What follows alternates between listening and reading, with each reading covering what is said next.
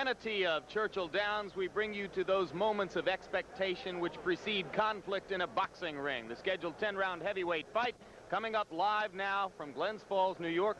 Mike Tyson against James Tillis. Hello again, I'm Jim Lampley. I think it's useful to point out that this match was scheduled to take place more than 1 month ago, but was delayed until this date when young Mike Tyson suffered an ear infection, which led to a layoff of close to 2 months duration and to an 8-day stay in a hospital in New York City. And now, Alex Swallow, I wonder what can we say about the effect of the long layoff and the period of time spent in the hospital upon Tyson? Well, from Mike's point of view, he told us yesterday that the layoff was a blessing in disguise for him. He admits, does Mike, that the intensity of the glare of publicity that's been on him almost since the beginning of his professional career has been something much more than he could handle. He is having difficulty. He said he couldn't grow up as a normal 19-year-old, and he resented all of the intrusion of the press. With the time in the hospital to think about his life, to think about how lucky he is to be in this position, to have fame and fortune, he says he went through a process of maturing that I think will be very essential towards his being successful in future fights. It was almost as though for a while he was focusing on the negative aspects of his stardom, and he has decided now to focus on the positive side, the fact that he wants to be a star and he enjoys the attention that comes with it. There is the man who'll fight him today, 28-year-old James "Quick" Tillis of Tulsa, Oklahoma. 31 wins, 8 losses, 24 knockouts, now unranked, but he fought Mike Weaver for the WBA heavyweight title in 1981, and 5 of his 8 losses were to fighters who won world championships. And now, here comes 19-year-old Mike Tyson as he emerges from his locker room and comes toward the ring. You will note one of the characteristics which sets Tyson apart. He wears no robe. He wears no socks with his boxing shoes. He says that that makes him feel more like a warrior, more like a gladiator as he entered the ring. He'll be 20 years old on June 30, can eclipse Floyd Patterson as the youngest heavyweight champion of all time if he wins the title anytime before May 5, 1988. And there is already discussion behind the scenes in boxing of a possible match between Tyson and WBC heavyweight champ Trevor Berbick as early as December of this year. But first, he must get by this fight against James "Quick" Tillis. And we'll be back for round 1 right after this.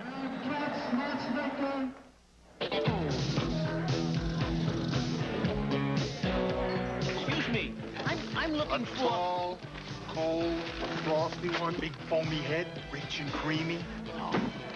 3 A&Ws. root beer.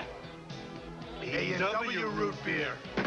It's got that frosty mug taste. Pour yourself a frosty one. A&W. No. What do you guys do for a living, huh?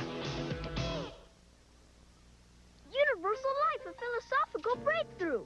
It's not philosophy. It's a kind of life insurance from Metropolitan. Universal Life means the cash value of your insurance earns interest at competitive market rates. Universal Life, a metaphysical miracle. Within limits, you can skip payments or vary the amount of coverage. You mean it's a kind of insurance from Metropolitan? Yes. That's all right, too. Get Met. It pays. In Alamance County, North Carolina, Honda lawnmowers are assembled from...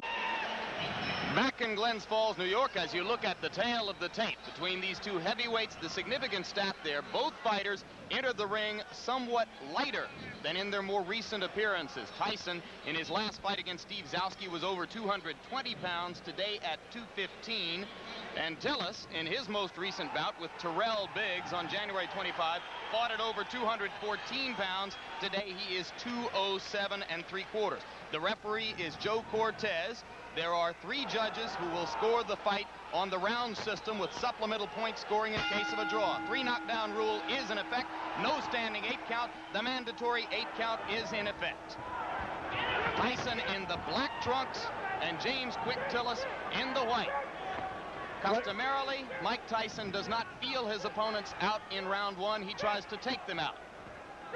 He tried to take Quick Tillis out with that first punch he threw, and Tillis showed why he may be a little bit different. He moved right out of the way of it, and Mike missed by quite a bit. The key to the fight will be Tyson cutting off the ring and pinning Tillis in corners and on the ropes like he did right there. Quick Tillis is 7 pounds lighter than when he fought Terrell Biggs. That would indicate, the look of him would indicate he's in much better condition. I think the postponement allowed him to get in better condition, will allow him to move more. The question is, how long can he move? His record is he's dangerous early, Jim. Can hurt you with either hand early in a fight, but has always faded and tired badly.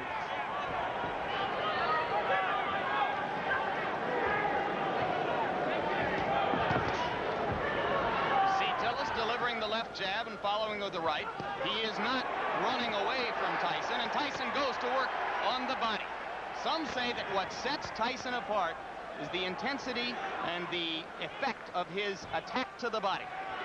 It is amazing to see such a young fighter understand so well the importance of body punching. Generally, it takes a veteran to understand that by punching to the body, you can take all that movement away from James Tillis, and that's what Mike Tyson plans to do.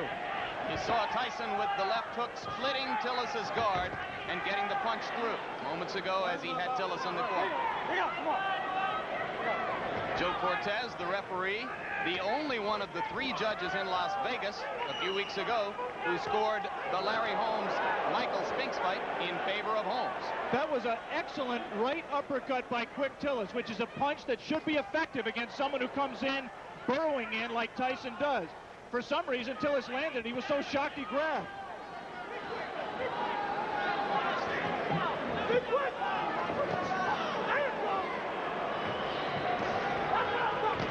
Quick Tillis cannot, in my opinion, win a decision in this fight, Jim. He has to try to take Tyson out while he's fresh.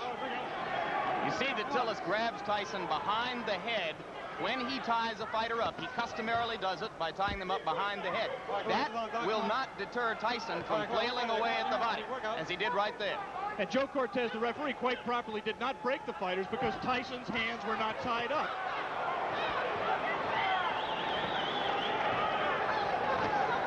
Again, the right uppercut just missed that time by Tillis. Late in round 1, a round in which Tillis has not acquitted himself too badly, as he has managed to stay away from Tyson's thunderbolts, although he just took a right hand. We'll be back.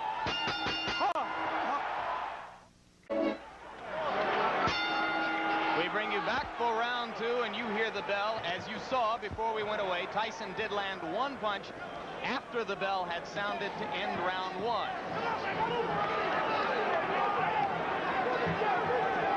Most people in boxing, if they're looking for a way to beat Mike Tyson, believe it will be done by a fighter who is able to move and punch effectively on the move, as Henry Tillman did in winning 2 fights from Tyson in the Olympic trials as amateurs. All right, bring out clean corner. Tyson just landed 2 solid left hands. The difference, obviously, is here Mike Tyson has 10 rounds to wear down his opponent. He had to go all out in the 3 rounds amateur limit. Lost to Tillman in the Olympic trial. Right hand lands flush on the cheek of Quick Tillis, but that was an extended right hand. He was not in close enough to do maximum damage. Yeah, but he's not letting go of Mike Tyson. He might be shaking his hand, which generally means that he was hurt by the punch, even though it was, as you say, extended.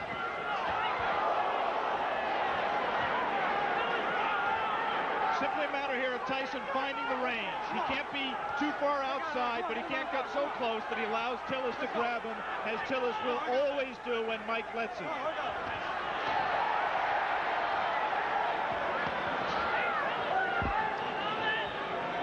Tyson can be hit. He was openly disappointed with the number of times that Steve Zowski landed on him in his last fight. Any custom auto-trained fighter prides himself on his defense. And Mike really was disappointed that Zowski hit him with some right hands, really silly right hands that he should not have been hit with. It was just a loss of concentration. The right hand by Tillis was blocked there. A jab by Mike Tyson, a rare punch for him in his first 19 fights.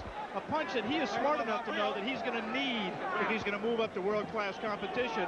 He's been using it more in training and says that we'll see a lot more of it in this fight. He just tried it there till Tillis knocked down 2 of them.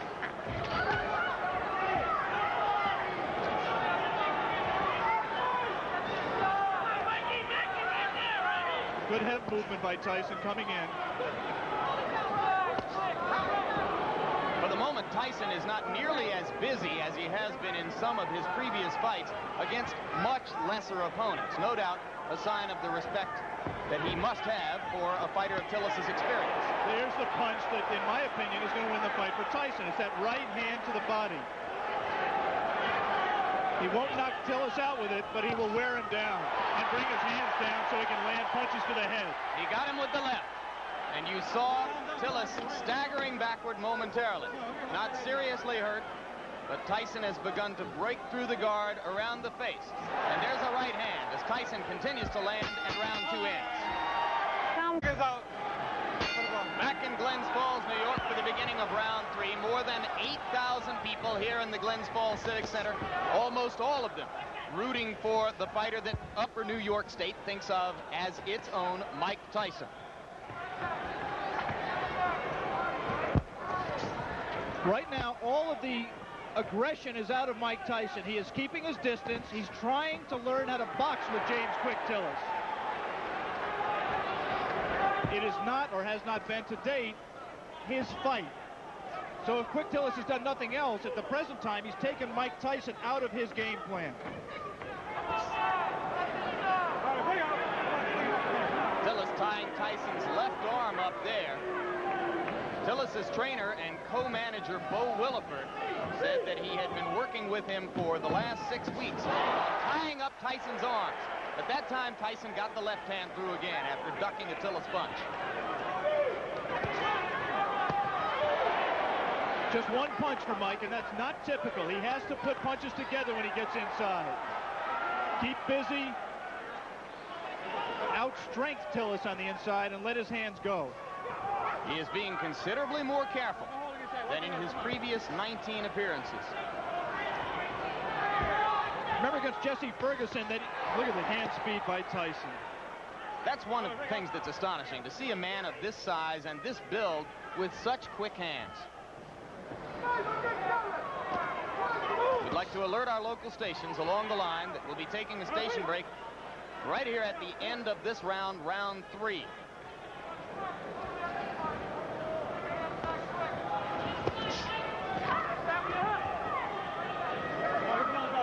I was saying in the fight against Jesse Ferguson, Ferguson fought a negative fight, fought to survive for the most part. The punch that turned the fight around was a combination, actually, a right to the body and then doubling with it, coming right up the middle. Let him go. Looks to me like Tillis is open for an uppercut up the middle the same way. Come on, get those arms out. Come on, work out of there. This is an important learning experience for Mike Tyson. He's going to have to be able to handle a Quick Tillis to get to the top of the event. He is right now. And Tillis is making a mistake of trying to trade with Mike Tyson. He should be moving off the ropes. Instead, he got into a little bit of macho there, and Quick Tillis is not going to be around long fighting that way. Again, he scores with a right uppercut. Does Quick Tillis. Repeatedly, Tillis has scored with the right uppercut. But Tyson is beginning to wear down Tillis' defenses, particularly when he catches him against the ropes and then releases the hands. Round 3 coming to a close, and Mike Tyson warms to the task once again as the round comes to a close. Back with more after this word from our local station. Your next truck, and your next one.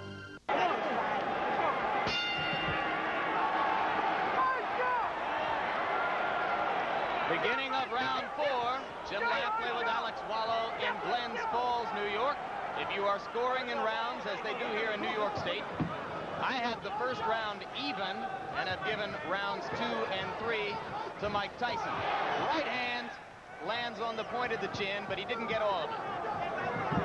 And a good left hook by James Tillis. And again, inexplicably, Quick Tillis grabs after he scores the best punch he scored in a couple of rounds. He should put punches together, punch in combination, and he might give Mike Tyson more trouble than he wants. He also can't lunge in with that left hook like that because he's going to get caught. And having felt what Tillis has to offer in the way of the uppercut and that one left hook which scored, Tyson now appears to be a little less shy about stepping up inside. Tillis is landing punches. He's landing hard punches, and interestingly, Mike Tyson is taking them. I mean, he doesn't want to get hit with them, but one of the questions about him, as it is with all developing fighters, is can he take a punch? Quick Tillis has had people like Carl Williams on the deck twice, Greg Page on the deck, Marvis Fraser hurt. He can punch when he's fresh like this.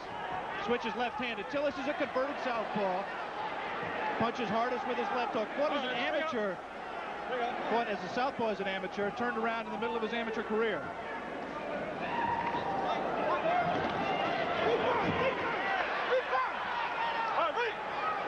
Both of those left hooks miss slightly for Tyson. Look how low he gets to duck under those punches. Extraordinary. Tillis could have butted him with his knee there. Right now, Mike Tyson is having problems solving James Quick Tillis.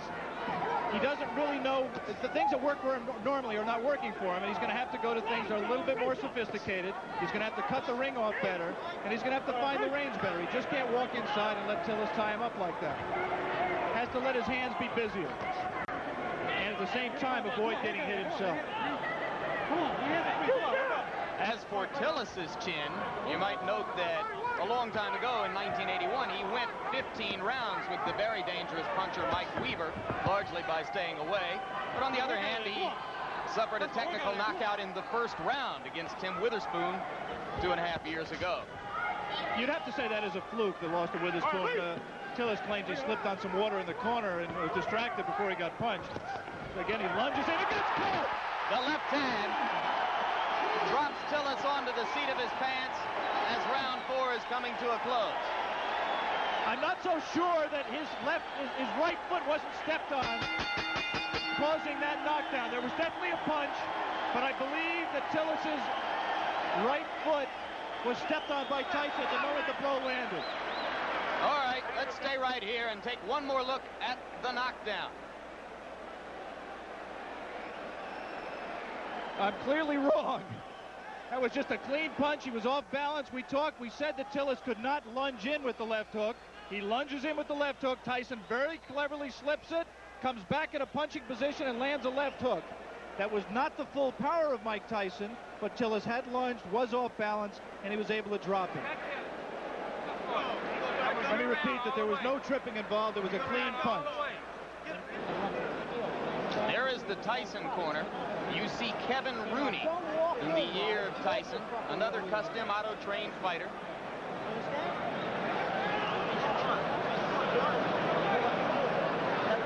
The longest Tyson bout was the fight against Jesse Ferguson. A TKO at 1 minute 19 seconds of the 6th round. Now round 5 begins here in Glens Falls.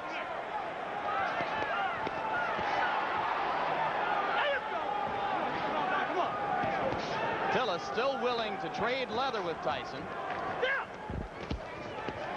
I don't think that was a punch. The knockdown punch was a punch that hurt Quick Tillis. It definitely got his attention, but he wasn't debilitated by it. Did not look to me to be the beginning of the end. He might have learned not to lunge so badly with the left hand, though.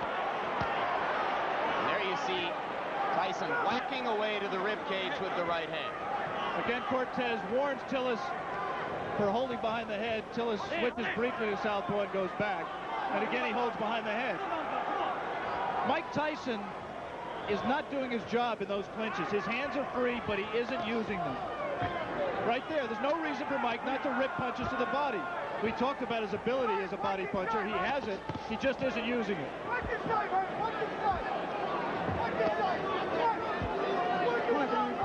All right, bring up. Let's go, step back. Tillis turns away for a moment to spit, but so far he does not look hurt, as Alex pointed out. It looks rather fresh. Has had a tendency in the past to tire.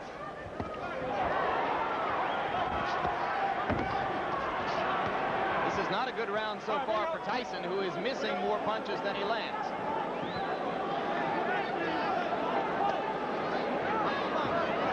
And again, not busy in the clinch. That's frankly astonishing, because the opportunity is there for him to do a lot of damage. They gave a half-hearted effort at that combination we talked about, the right to the body and the right uppercut, but he didn't land it. did land punches at the end of the flurry. And that's what he has to do with Tillis. He has to keep punching. He's just letting isolated punches go. Like a single left hook, nothing behind it. He has to punch in combination to be effective.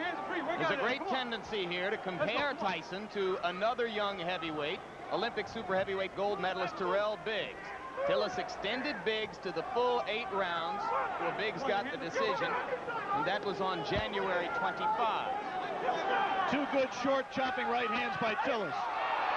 Tyson waiting for Tillis to open up, and those 2 body punches did get Tillis' attention, and he grabs. Come on, just the grimace on his face alone, I think, indicates that Quick Tillis was hurt by those 2 body punches. And the right hand got through the guard onto the cheek of Tillis, who looks a little the worse for wear now in the last minute of round 5. So after a slow first minute and a half in this round, Mike Tyson has reapplied the pressure. And if he's shown you one thing today, it is that he knows how to close out a round and leave an impression in the minds of the judges. We'll be back right after this. We are back for round 6. And it's a piece of trivia at best, but now Tillis has an opportunity to go farther with Tyson than any of his previous opponents if he can last past 119 of this round. Well, I think if Mike continues to fight this way, Tillis has the chance to break the knockout string. He's got to be busier. Tillis does have a tendency to tire very badly in late rounds. He was exhausted at the end of his 8-round fight with Tyrell Biggs, and this is a 10-round fight. But Mike Tyson has to throw punches that mean something and throw them in combination. Those are just arm punches. There's nothing on those punches. He's just count the number of effective punches that Mike is letting go, and they're very few. Let's go. He's just trailing Tillis around the ring, not cutting it off effectively. Come on, work out there. Come on, work out your hands. Allowing himself to get tied up, accepting clinches. Now the crowd begins to implore Tyson to give them something a little bit more exciting than what he has demonstrated here. And now it becomes clear that Tillis will last longer than anyone else has, as we have just passed the point at which Jesse Ferguson was bid to stop by Luis Rivera in Troy, New York, a couple of months ago. That punch missed, despite the crowd reaction.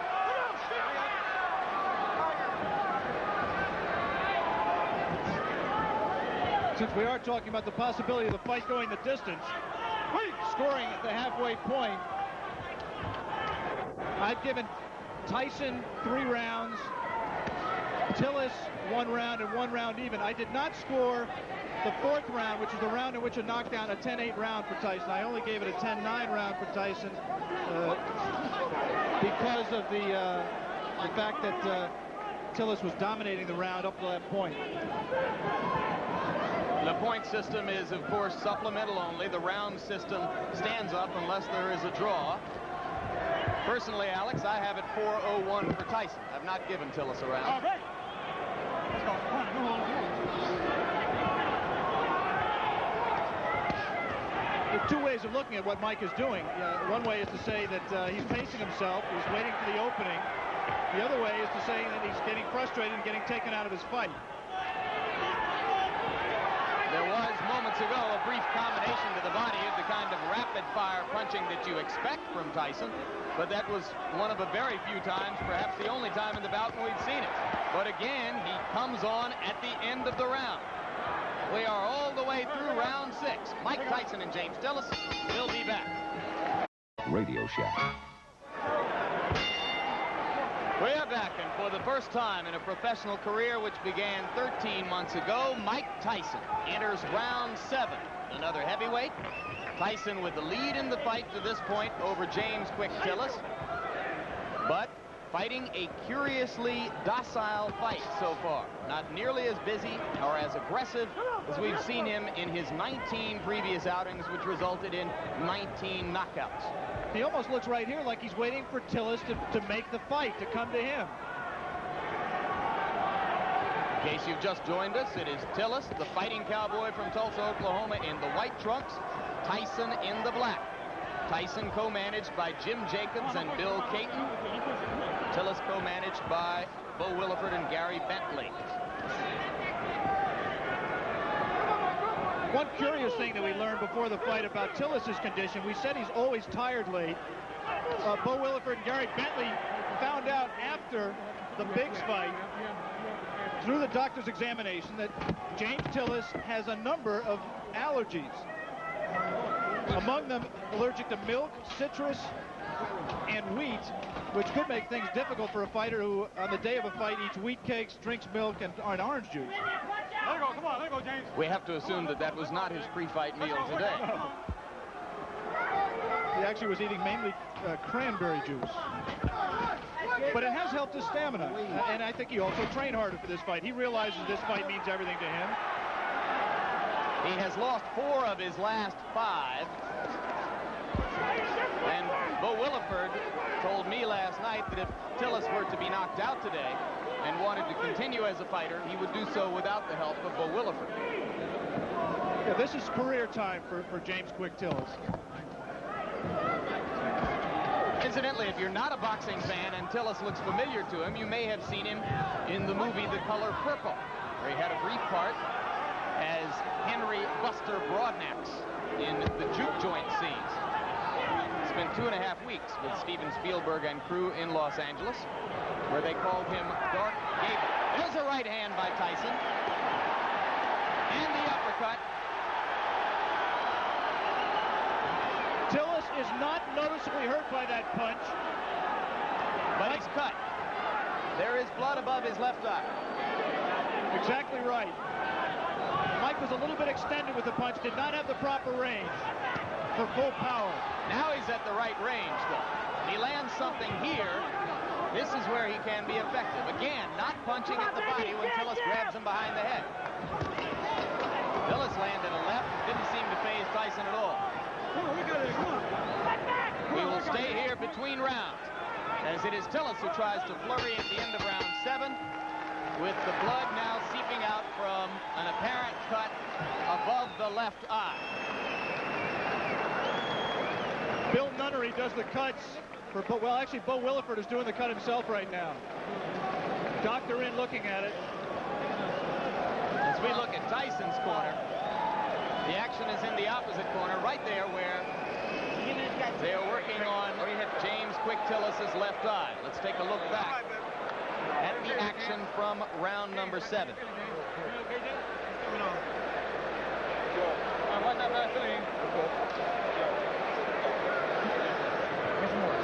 You see what Tyson did there. He scored the right hand to the body, missed with the right uppercut that we thought he could land if he kept throwing it, but continued to punch. And eventually that will pay dividends. He has to continue to back up Tillis and continue to cut the ring off on him to be able to score effectively. I want to give James Quick Tillis credit. He's been in with a tough young bull, and he's fought harder and stronger really than I've ever seen him fight in his career, including the time he fought for the title. He is showing something that a lot of people have questioned over his career, and that is his heart. He's cut, he's taken some brutal punches, and he is fighting back, moving and still trying to win this fight. One of the greatest trainers in the history of the sport openly questioned Tillis's heart while he was working with him. Angelo Dundee worked with Quick Tillis for the Weaver fight and some subsequent fights. He finally just gave up. He said James had no spirit to fight. Tillis told us in the pre-fight interview that he found that spirit. Didn't know why he'd never had it, but said he found it for this fight. He was going to be a different fighter, and he has been. You cannot question his courage or his commitment today. He has been there from the opening bell. He has not run away as he did 15 rounds against Weaver in 1981.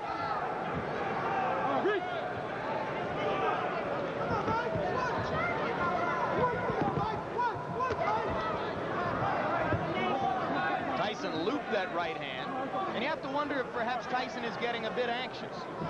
We are into round 8. The knockout string has been a prominent part of the marketing and publicity which has surrounded Tyson's rise. It won't be quite the same if he's 20-0 with 19 knockouts. There's no question that up till now, if the fight continues this way and goes to a decision, Tyson, in my opinion, will win the decision, but the Mike Tyson mystique will suffer.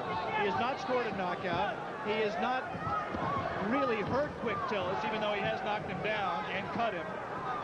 And he's let Tillis stay in the fight when other fighters, such as Tyrell Biggs, really had Tillis out of the fight and in more trouble. In fairness to Tyson, we should repeat, Tillis appears to be in much better condition for this fight. Could that, in fact, Alex, be good for Mike Tyson? Yeah, I think ultimately you're exactly right, Jim.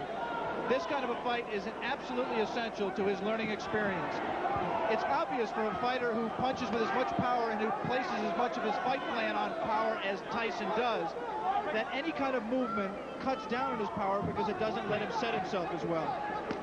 It was inevitable that he was going to have to learn how to fight a guy who could move and box. It's good that he's fighting one like Quick Tillis to get that learning experience. And maybe if he has to go to decision to win the fight, then there won't be as many people asking every day, when are you going to fight for the championship of the world? Those same people who are questioning his chin and his ability to go rounds will turn around now, since he's demonstrated that he has not gotten exhausted and he's taken good punches, will now turn around and say, well, he can't punch. Mike Tyson just went left-handed, and that was decidedly left-handed. It's the first time he's been that committed to a left-hand stance since his fourth professional fight. It means he's a little bit confused, a little bit frustrated, and he's willing to try anything new right now.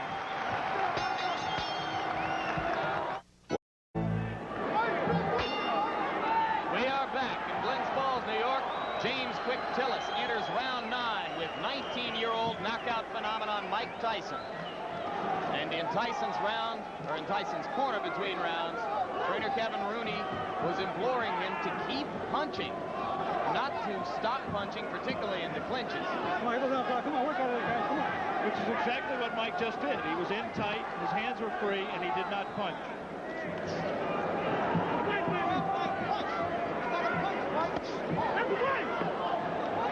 This Mike Tyson looks very much like the Mike Tyson who lost 2 close decisions to Henry Tillman in the heavyweight trials for the Olympic Games in 1984.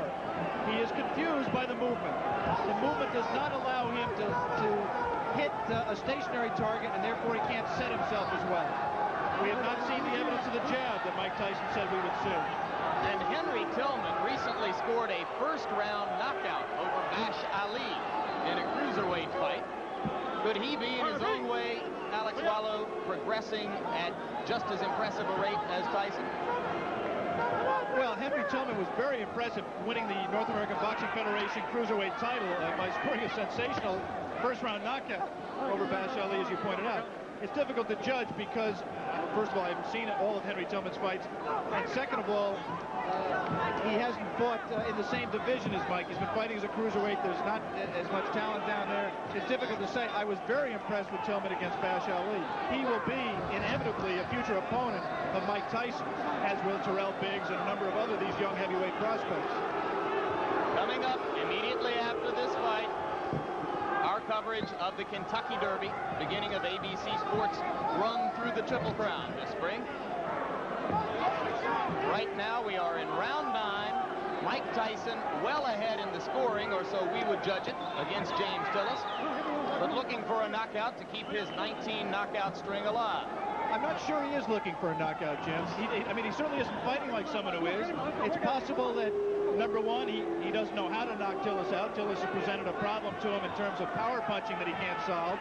But secondly, it's also possible that Mike Tyson is interested in how he is going to react to fighting rounds.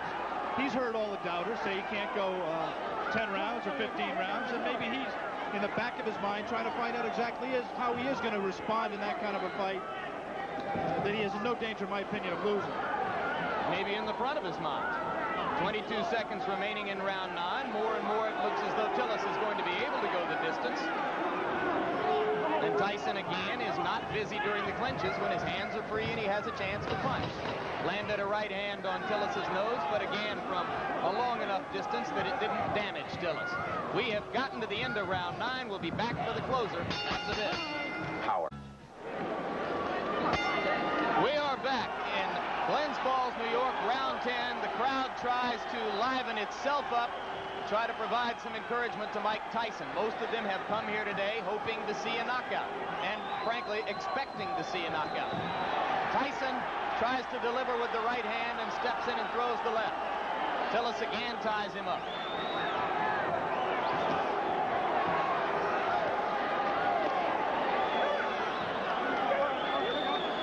Tillis is still a dangerous fighter. This is the most power and zip he's had in his punches at this late stage in a fight that I can ever remember. Tyson knows it, and I just don't think he's going to take any unnecessary chances. You can be sure he wants to keep the knockout string alive. But he also is just not going to take any unnecessary chances. He wants to win a decision, win a fight. He'll be 20-0, still undefeated, and in his mind, I think, still well on his way to a heavyweight championship. Could Tillis have revived his career somewhat, even with a loss, if he stands up?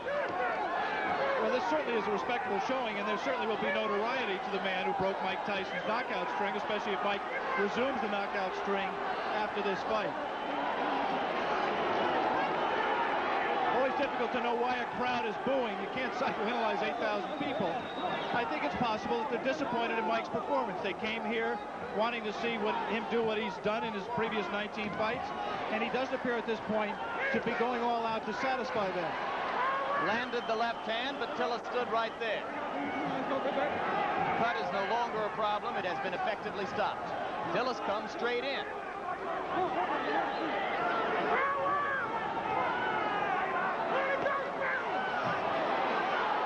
And now Tyson, one of the few times we've ever seen him swinging wildly. Good left hand. Tillis is still there.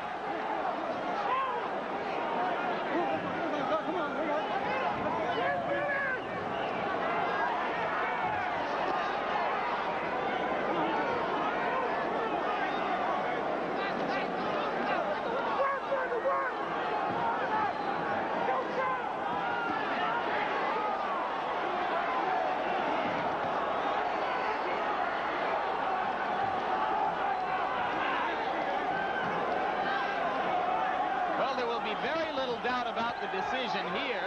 The scoring might be slightly different in Tulsa, Oklahoma. Tillis continues to give a good account of himself. And backs Mike Tyson up onto the ropes, which is a first. A little of Tyson's own medicine. It will be interesting to see how Mike reacts to this. Closing with a flurry. The bell is going to sound.